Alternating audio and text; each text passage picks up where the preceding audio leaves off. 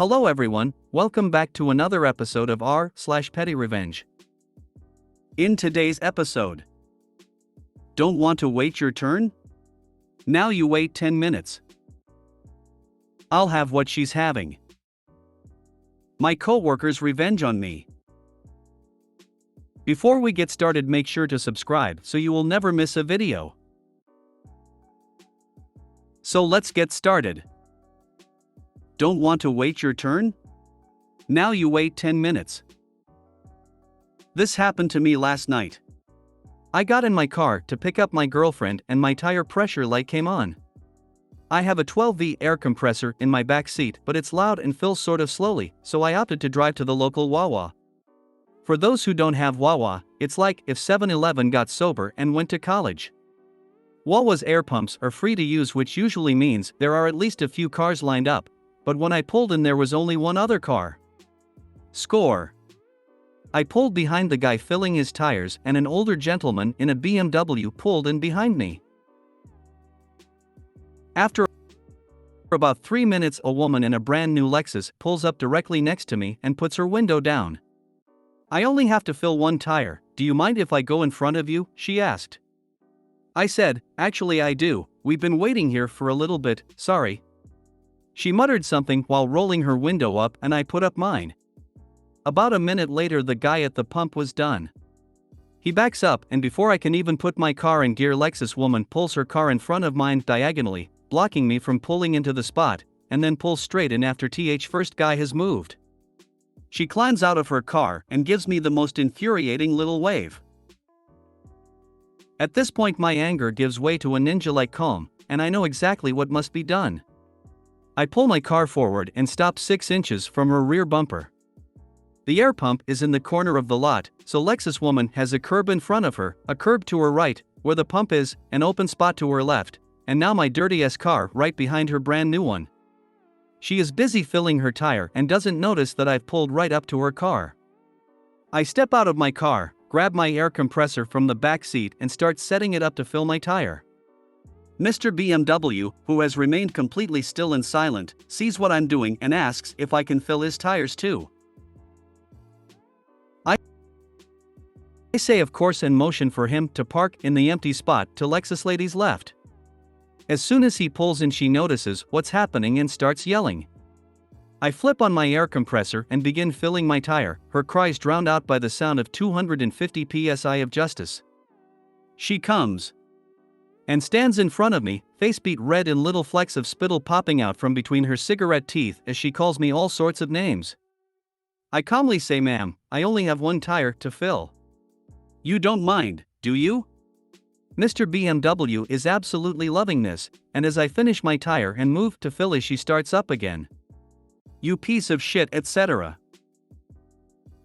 I finish Mr. BMW's tire and he thanks me for my help, climbs in his car and pulls away grinning. I wrap my compressor up nicely, pick a good song, and set my climate control to a balmy 82 degrees, all while Lexus lady is trapped in front of me. I calmly back up, give her a little wave, and drive off into the night. This was so satisfying to read, my heart rate increased. Phew. Fan self, I need a moment. Her cries drowned out by the sound of 250 psi of justice. That line got me. I'm surprised the BMW was actually the good guy in this story. Love it. Except I would have then left my car there and ran into the Wawa for a restroom break and a drink. Only after you wrote down her plate number, otherwise she might have rammed your car while you inside. Delicious. This is a perfect example of why I come here. She got off easy. Smug luxury car drivers have a special place in hell. Also, that's a perfect way to describe Wawa. Normally I would call people out for having their own air compressor in the back as being too perfect to set up. With that said, I have a little air compressor in the backseat of my car right now. Good petty revenge. This sounds exactly like what I would do and have done to impatient assholes. Good job, and let the pettiness continue as self-entitled assholes continue to need to get knocked down a few pegs. Ha! You just left without going inside to maybe grab a drink or a snack or something? I'll have what she's having. Another post reminded me of some petty revenge I got on a friend who liked to split the bill, so I thought I would share. It started out from working together above a mall food court, where we would take turns buying lunch, then progress to lunches out and eventually dinners, mostly with the group of colleagues and occasionally one-on-one. Those lunches were always split evenly, but we never had drinks or anything too fancy. Over the years, the group changed and moved on, but the two of us lived in the same neighborhood and still worked in the same building, if not for the same department, so we would catch up over the occasional meal. After a while, I noticed we were still splitting the bill evenly, but I was not ordering drinks and appetizers and desserts, and she was. Of course, she'd offer me a bite of her cake or a shrimp from her cocktail, but not half. I commented on it eventually, and her response was what kicked in the petty revenge. Her answer to my comment was basically, "We usually have the same thing and I always share, so it's fair. I don't know why you would want to make the server do extra work." So my revenge was simple. The next time we went out to eat, I waited for her to order, then told the server, "I'll have what she's having." I got a bit of side-eye, especially when I asked for a takeout container for my leftovers, and a big frown when the bill came. The second time, she asked me to order first. I did, then she ordered her usual extravagant meal. Before the server walked away, I said, "Her order sounds really good, I'll have the same." This time she suggested she might not have enough money to cover, so I suggested she drop the dessert and maybe not order the second drink. She frowned at me again and said never mind. She had the audacity to complain that she usually doesn't spend that much. I just said, "Huh, weird, my bill is about the same." And that was that. She never invited me for a meal again, and when I invited her, she said she couldn't afford it. I still see her occasionally, and she's still bitter. Yeah. Her free lunches came to a halt, so she no longer wants to lunch with you. Funny that. Well done. I learned my lesson going to dinner with the director of my department. I ordered a sandwich, while he had a 4-course meal and 2 bottles of fancy wine. I always had something going on that kept me from accepting any more dinners with him. Not for nothing, but if your department director is inviting you out to dinner, he should be paying the freight on that meal. Moochers hate it when you're onto them and you know they know. Atta girl. I always detested splitting checks evenly because I am usually way under average and one other idiot is going buck wild on apps and drinks. Reminds me of what a friend did. Used to go out where they all split the bill even. He didn't normally drink. Others did. He got tired of it, so the last time they all went out together, he ordered a top-shelf shot. One whose price was a little higher than the group's entire bill. Funny how everyone knew that wasn't fair, even after he pointed out this is his first time ordering a drink in over a year. My sister and I used to work together. Occasionally, we would order skip, and to cut down on fees we would order from the same play and alternate paying. Then she started ordering way too much food, and I knew she was taking it home for dinner. I like to order from restaurant with food I like. When it was her turn, it was always cheap fast food. It drove me nuts, so I just stopped ordering with her. It stopped altogether when I overheard her mention she was ordering from X restaurant, and I was like, "Oh, I want in." She's like, "You're paying." I reminded that I paid last time we ordered from your restaurant. It was in front of other office staff, so it's not like she could back out now. I did what she always did to me and ordered an appetizer and entree. She was low-key pissed. And stopped asking if I wanted anything and alternating paying for meals. The other shit part was we had a cousin who worked with us. She would do the same to her. She still owes that cousin lunch. This is a genius way of driving the lesson home. Good on you for not letting yourself get taken advantage of. My coworker's revenge on me. Back when I first started in my industry, a friend of mine from uni landed a job at my company too. The place was 4 levels with an atrium in the middle. I was in the 3rd floor and he was on the 1st floor, but I could see him from my desk. He didn't know this yet and he didn't know where I was seated. Anyway, so I let him get settled in for the morning, then I anonymously message him, "You could do this in on our internal messaging system. Carl, fake name, meet me at my office immediately." I watched as he looked slightly panicked, looking around the office. Then he replies, "Sorry, who is this? And can I ask where your office is?" Me, now, "Carl, I don't have time for this." He started to look really panicked, then got up and walked into the atrium, turning round in circles looking at the offices. I felt bad about now and waved down to him saying, "Now, Carl." Being the good-hearted guy he was, he laughed and mouthed "cunt." And I went back to work giggling.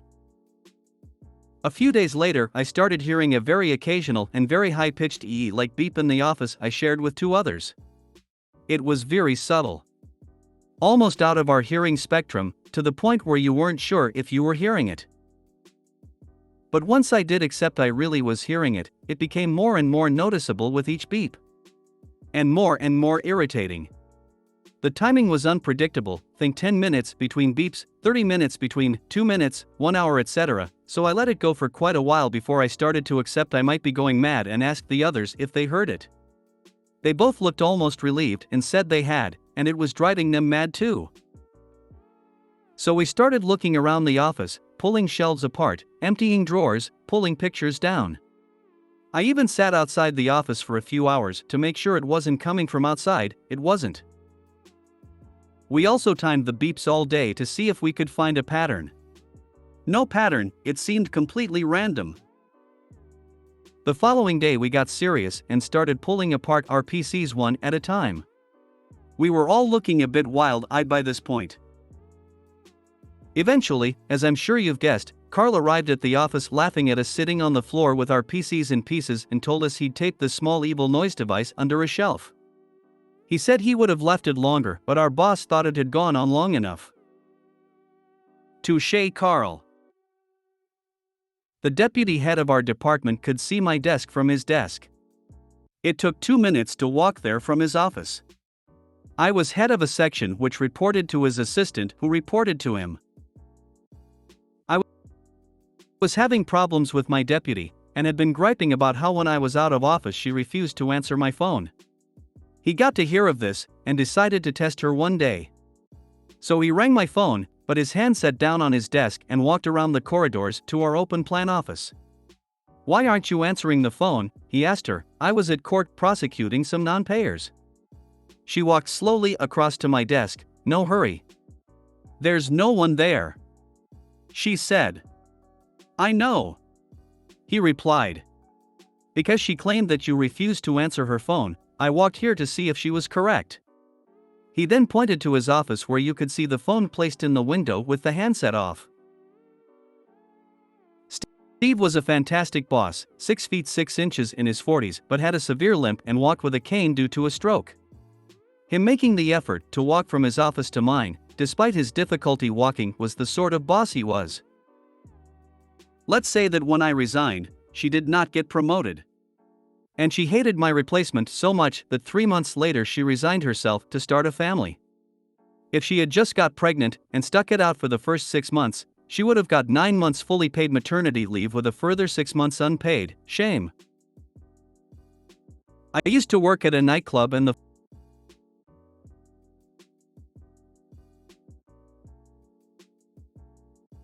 phone calls we got at night from drunks were insane. One night I called late at night and acted like a super drunk woman asking for directions. Normal call. But I was asking for directions from a club right across the street. I thought my co-worker's head was going to explode. "CW, you just walk across the street. We are right across the street from where you are." Me, "Wait, which way do we go? How far is it? Do we go left or right on that street?" "CW, it's literally right across the street. Leave where you are and cross the street. We are right there." Me, "How far is it? Should we take a cab? Is it walkable?" CW, it's about 90 feet. Look across the street.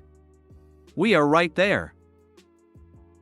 Me, wait, let me get a pen and paper so I can write down the directions. I kept it up a bit longer, then started to laugh.